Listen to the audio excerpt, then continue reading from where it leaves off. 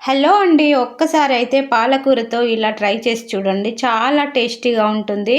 పాలకూర వల్ల మనకైతే హెల్త్ బెనిఫిట్స్ ఎక్కువగా ఉన్నాయి. దీనికోసం ఒక పెద్ద సైజు ఆనియన్, గుప్పెడు పచ్చిశనగపప్పులు, అలాగే పుట్నాలు అంటాం కదా అవి, కారము, ఉప్పు, జీలకర్ర ఇవన్నీ మిక్సీ జార్లో వేసుకొని మెత్తగా మిక్సీ పట్టేసుకోవాలి.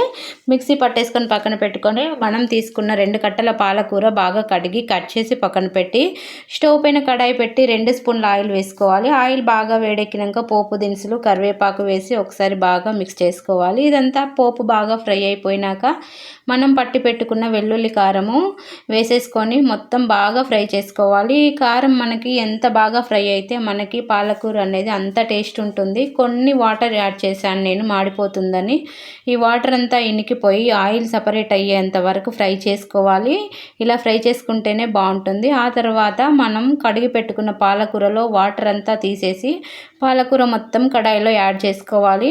ఇలా వేసుకున్న తర్వాత ఒకసారి మొత్తం మిక్స్ అయ్యే విధంగా కలిపేసి మూత పెట్టి ఒక 10 నిమిషాలు ఉడికించుకోవాలి. నేనైతే కాడలు వేయట్లేను, కాడలు కూడా వేసుకోవచ్చు. కాడలతో వేరే రెసిపీ ట్రై చేద్దామని కాడలు కట్ చేసి పక్కన పెట్టుకున్నాను. 10 నిమిషాల తర్వాత ఒకసారి మొత్తం బాగా మిక్స్ చేసుకోవాలి. ఇది స్టీల్ ప్యాన్ కాబట్టి మాడిపోతుంది, అందుకే నేను త్వరగా కలిపేస్తున్నాను. ఈ తర్వాత ఇప్పుడు మనం టేస్ట్కి సరిపడినంత ఉప్పు వేసుకోవాలి. మనం గబగబా అన్ని కూరలలో వేసినట్టు ఉప్పు వేస్తాము, కానీ పాలకూరలో చాలా తక్కువ సాల్ట్ పడుతుంది, చూసి వేసుకోవాలి.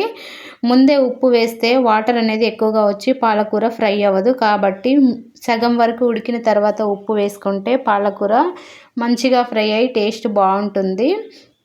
ఉప్పు వేసి బాగా కలుపుకున్న తర్వాత ఇంకొక 10 నిమిషాలు లో ఫ్లేమ్లో ఉడికించుకోవాలి మూత పెట్టి. అప్పుడు మనకి వాటర్ అంతా దగ్గర పడిపోతాయి చూడండి. ఇప్పుడైతే వాటర్ అనేది కొంచెం దగ్గర పడింది. ఇంకాస్త సేపు కలిపేసి మూత పెట్టి ఉడికించుకుంటే ఈ వాటర్ ఇంకా మొత్తం దగ్గర పడుతుంది. అప్పుడు టేస్ట్ అనేది బాగుంటుంది. ఇప్పుడు కూడా తినవచ్చు, కానీ ఇంకా వాటర్ దగ్గర పడితే ఇంకా టేస్ట్ ఎక్కువగా ఉంటుంది. పిల్లలు కూడా చాలా ఇష్టంగా తింటారు. పాలకూర తినటం వల్ల మనకి హెల్త్కి చాలా మంచిది, ప్రోటీన్స్ ఎక్కువగా ఉంటాయి. రోజు ఆకుకూరలు తింటే హెల్త్ బాగుంటుంది. మేమైతే ఆకుకూరలు ఎక్కువగా ట్రై చేస్తాము. ఇది అన్నము, రోటీ, చపాతీ, దోశ దేంట్లోకైనా సర్వ్ చేసుకోవచ్చు. ఒకసారి ట్రై చేయండి, నచ్చితే లైక్ చేయండి. ముందుగా మా ఛానల్ని అయితే సబ్స్క్రైబ్ చేసుకోండి. మంచి మంచి వీడియోస్ అన్నీ పెడతాం. Thank you for watching.